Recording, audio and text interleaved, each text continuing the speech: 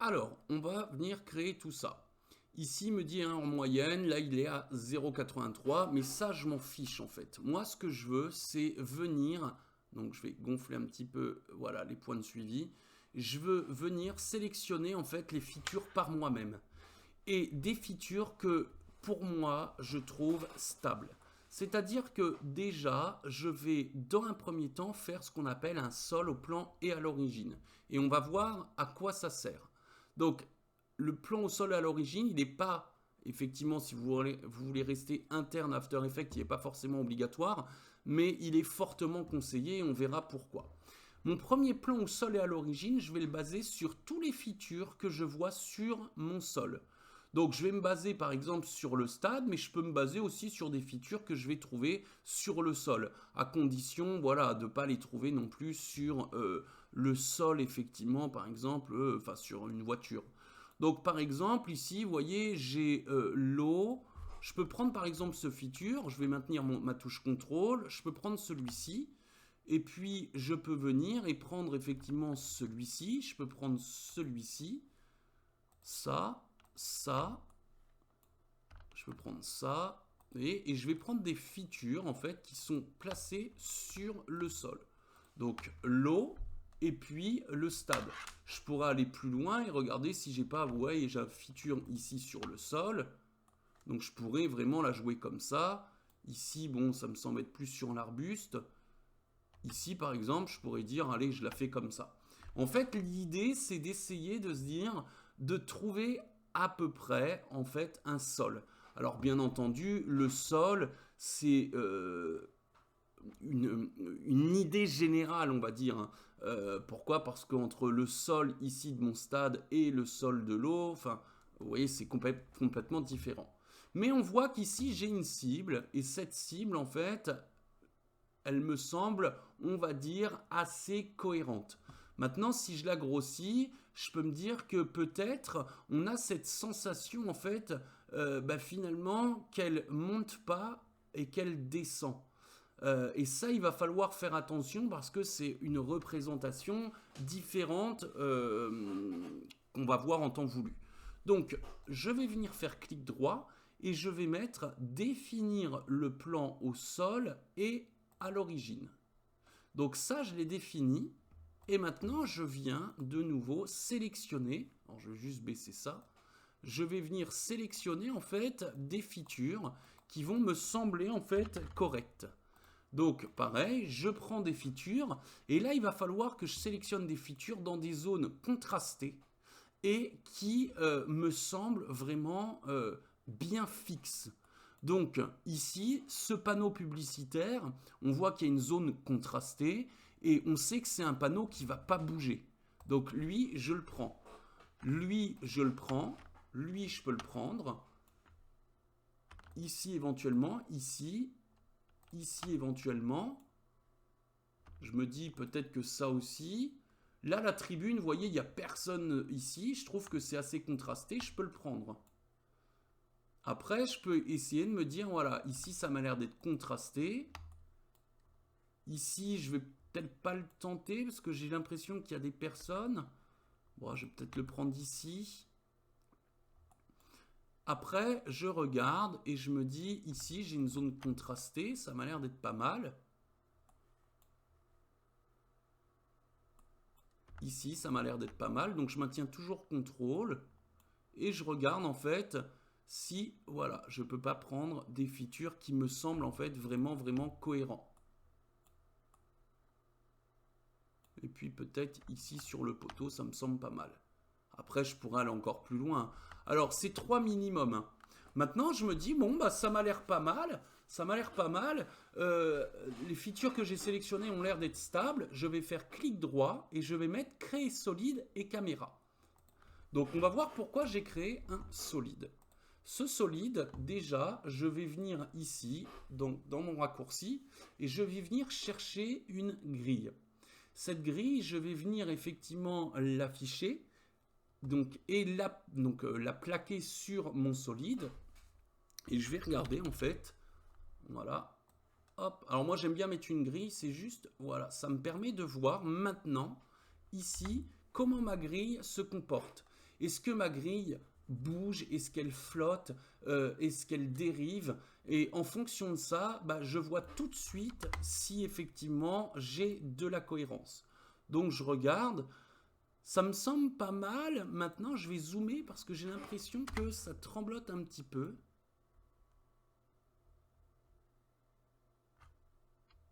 Il faut faire attention, il ne faut pas se faire avoir aussi par voilà, le tremblement donc de justement en fait ce vecteur. Ça me semble pas mal. On va dire que c'est pas trop mal. Donc je vais regarder et on va imaginer que je place un élément ici. Donc je vais faire ça par exemple. Mais ça me semble vraiment pas mal. Donc pour le moment, je me dis c'est pas mal. On verra si effectivement ça va pas de reprendre des features, etc. Donc maintenant, je vais regarder, je vais agrandir un petit peu tout ça. Et effectivement, on voit que bah, ici, j'ai une sensation que mon stade en fait monte alors que la grille descend. Bah, c'est tout simplement parce que effectivement, lui considère que bah, finalement c'est la ligne d'horizon qui veut ça. Donc, vous voyez, des fois, c'est pas toujours très simple à comprendre. Donc c'est pour ça qu'il va falloir peut-être faire quelques réajustements. Donc déjà, pour le moment, j'ai placé ça. Après, je vais me mettre aussi un repère dans l'espace. Donc je vais venir donc prendre le stade, venir prendre ça, et me dire, je vais faire ça, ça, ça. Je vais prendre plein de features ici. Voilà. On va dire un petit peu partout, mince, un petit peu partout au centre. Voilà. Voilà, ici, ici, comme ça je sais que ça vient du stade. Voilà, donc je fais un petit peu le tour du stade. Voilà, ça me permet de situer où est-ce que c'est placé. Et voilà. Donc ici, j'ai le tour du stade avec des features. Et puis j'en ai aussi à l'intérieur. Je vais faire clic droit, mais je ne vais pas marquer créer solide parce qu'il va me faire un solide en fonction de la cible. Mais là, je vais marquer créer 20 solides. Donc, parce que j'ai sélectionné 20 features. Et en fait, il va effectivement venir me placer en fait 20 solides ici. Maintenant, ces solides, je vais juste en fait les augmenter. Voilà, je vais augmenter leur taille. Et puis, je vais venir en fait pour libérer de l'espace, ici mettre ça dans un discret. Donc ici, je vais prendre le discret et voilà. Comme ça, ça me permet en fait de libérer de la place sur mon gestionnaire de calque. Voilà. Je vais juste faire ça parce que j'ai mis ma grille à l'intérieur alors que je ne veux pas le mettre dans le discret. Et voilà. Et ça, je vais taper en fait grille repère. Voilà.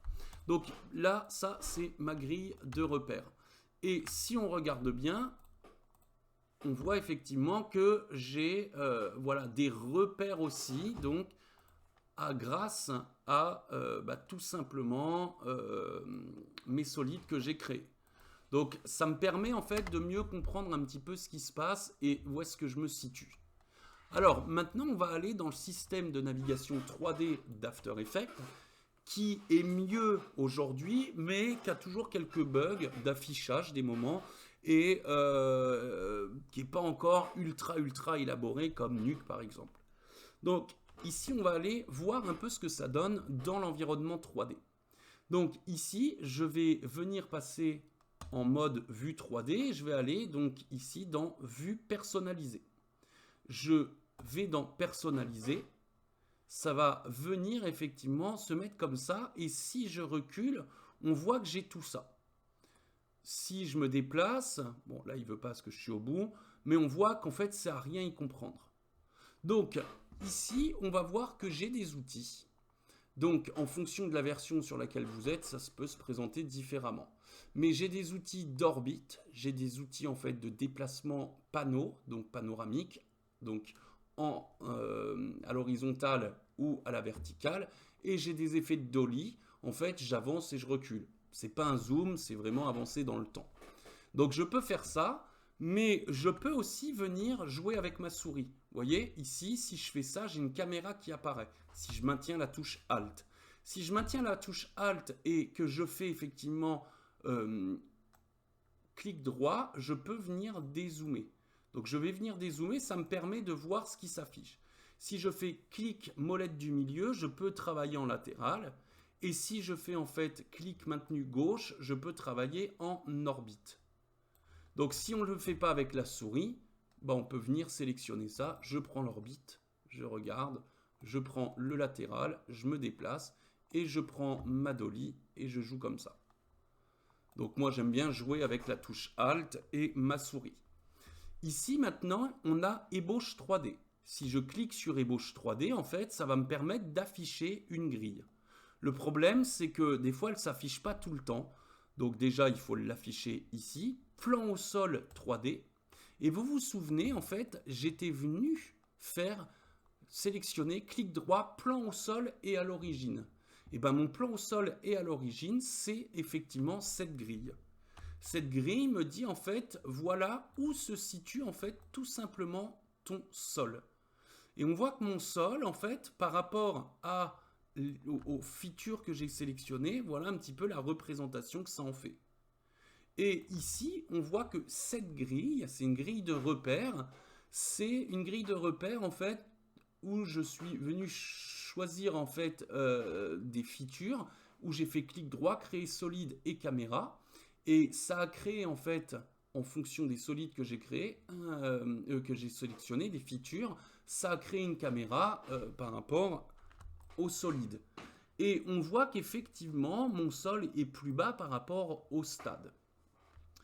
On voit aussi maintenant que si je regarde dans l'environnement 3D, c'est pas tout le temps très bien équilibré.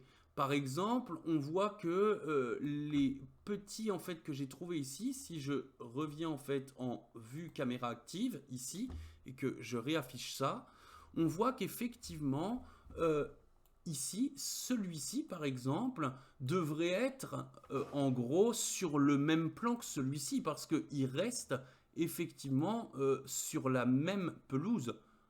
Mais lui, il va pas l'interpréter vraiment de la même manière. Si je regarde en fait entre celui-ci et celui-ci, lui, je vais revenir dans vue personnalisée, vous voyez, il l'interprète effectivement qu'il a une distance différente, mais il interprète aussi qu'il a une hauteur différente.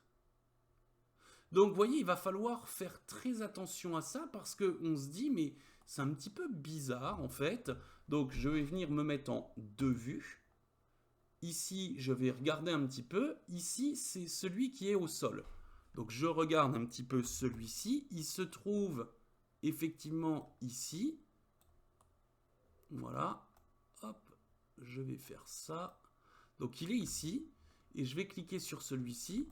On voit qu'ils sont pratiquement sur le même plan, mais on sent qu'il a une hauteur différente. Donc, vous voyez un petit peu comment il l'interprète. Alors, le système de navigation 3D d'After Effects n'est pas terrible, je vous l'accorde. Donc, voilà un petit peu comment ça fonctionne. Donc, je vais me remettre en vue personnalisée et je vais me remettre en une vue. Ici, la grille, je peux venir l'étendre sur l'extérieur pour avoir un guide différent. Je peux venir maintenir mon clic et venir en fait travailler sur l'opacité de la grille si besoin et de son extension. Donc moi j'aime bien en général en fait l'afficher, voilà, la désafficher, de l'avoir que ici.